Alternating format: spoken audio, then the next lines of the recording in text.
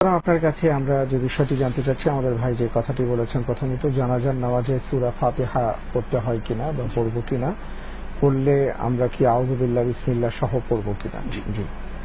আলহামদুলিল্লাহ ওয়াসসালাতু ওয়াসসালামু আলা রাসূলিল্লাহ ওয়া আলা আলিহি ওয়া আসহাবিহি আজমাইন ওয়া আশহাদু আল্লা ইলাহা ইল্লাল্লাহ ওয়াহদাহু লা শারীকা লাহ ওয়া আশহাদু আন্না মুহাম্মাদান আবদুহু ওয়া রাসূলুহু আম্মা বা'দ।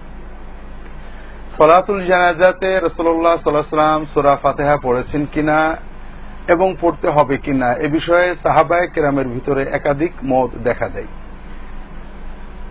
ইমাম মালিক তার মুয়াত্তায় হযরত আব্দুল্লাহ ইবনে ওমর রাদিয়াল্লাহু তাআলা আনহু থেকে বর্ণনা করেছেন যে তিনি সূরা ফাতিহা পড়তেন না। সালাতুল জানাজাতে আব্দুল্লাহ ইবনে ওমর সূরা ফাতিহা পড়তেন না, শুধু সানা, দোয়া ইত্যাদি পড়ে শেষ করে দিতেন। আবু হুরায়রা রাদিয়াল্লাহু তাআলা আনহু থেকে আরেকটা হাদিস, এটারও সনদ সহিহ, এটা মুয়াত্তা ইমাম মুহাম্মদে তিনি এনেছেন যে তিনি সালাতুল জানাজাতে সূরা ফাতিহা পড়তেন না, সানা, দরুদ, দোয়া ইত্যাদি পড়তেন। এর বিপরীতে সহিহ বুখারীতে হযরত আব্দুল্লাহ ইবনে আব্বাস রাদিয়াল্লাহু তাআলা আনহু এবং অন্যান্য সাহাবী থেকে এসেছে তারা সূরা ফাতিহা পড়তেন এবং আব্দুল্লাহ ইবনে আব্বাস রাদিয়াল্লাহু তাআলা বলেছেন লিয়ালামু আন্নাহা সুন্নাহ, তিনি জানাজার সময় সূরা ফাতিহা জোরে পড়েন। সাহাবায়ে কেরাম বা তার সাথীরা জিজ্ঞাসা করলেন, আপনি জোরে কেন পড়লেন বা আপনি কেন সূরা ফাতিহা পড়লেন? লিয়ালামু আন্নাহা সুন্নাহ, যেন সবাই জানতে পারে এই সূরা ফাতিহা পড়াটা সুন্নাত। তো সুন্নাত বলতে স্বভাবতই সাহাবায়ে কেরাম যখন সুন্নাত বলেন রাসূলুল্লাহ সাল্লাল্লাহু আলাইহি ওয়াসাল্লামের সুন্নাত, তাহলে বোঝা যায় যে রাসূলুল্লাহ সাল্লাল্লাহু আলাইহি ওয়াসাল্লাম পড়তেন।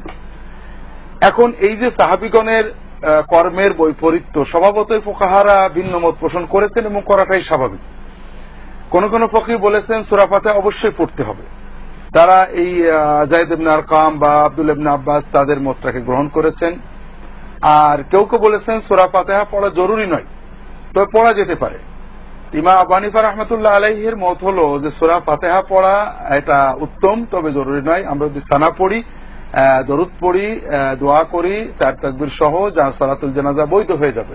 এবং এটা উভয় সাহাবী বা সাহাবীগণের উভয় মতের আলোকে এটা মতটা জোরালো যে সূরা ফাতিহা পড়া উচিত, উত্তম, রাসূলুল্লাহ সাল্লাল্লাহু আলাইহি ওয়াসাল্লামের সুন্নাত। তবে না পড়লেও সালাতুল জানাজা বৈধ হবে, কারণ কোন কোন সাহাবী পড়েননি, এটাও প্রমাণিত। এজন্য আমরা মনে করি আমাদের সূরা ফাতিহা পড়া উচিত, কারণ উচিত এ বিষয়ে মূলত মতভেদ নেই। যারা বলছেন যে না পড়লেও হবে তারাও বলছেন, অর্থাৎ ইমাম আবু হানিফা, তার ছাত্ররা, অন্যান্য কুফার ফকিহ বলছেন যে সূরা ফাতিহা পড়া উত্তম, সূরা ফাতিহার চেয়ে উত্তম সানা আর কিছু হতে পারে না। কাজে সানার বদলে সূরা ফাতিহা পড়লে এটা সর্বোত্তম সানা হবে।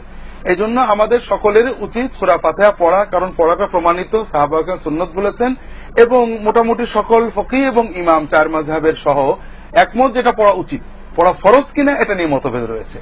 আবার দ্বিতীয় পর্যায়ে যারা আমরা পড়ি তারা আল্লাহর ওয়াস্তে, যারা পড়ছেন না তাদের নামাজ হচ্ছেই না, লা সালাতা ইল্লা বিফাতিহাতিল কিতাব দিয়ে যুক্তি দেওয়া এটা উচিত নয়। এই জন্য উচিত নয় যে সালাতের অনেক বিধান রয়েছে, যেমন রুকু আছে, সেজদা আছে, জানাজায় সেটা নেই।